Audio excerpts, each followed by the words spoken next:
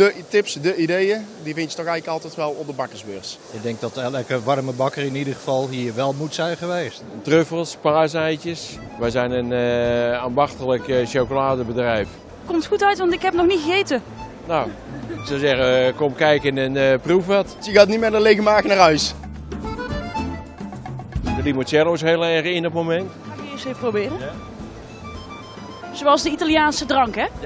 Ja, dat klopt helemaal. Ja. Ja, ik heb wel een paar leuke dingetjes gezien. Een paar leuke graansoorten weer ontdekt, een nieuw soort koekjes. Wij van de opleiding pakketbakker in Brugge. Het is wel een heel interessante beurs. Ik denk niet dat wij in België zo'n beurs hebben. In België zijn ze niet zo groot. Het is vooral naar machines toe en hier zie je ook veel de producten. Een zwarte pruimenbrood. Kletsenbroodachtig product. Slecht, hoor.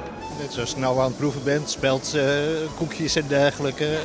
En alles eromheen. En ook eens een keer je collega's ontmoeten, eventueel toeleveranciers. Ik vind het zeer belangrijk. Het is natuurlijk met heel veel dingen moet je ook uitproberen.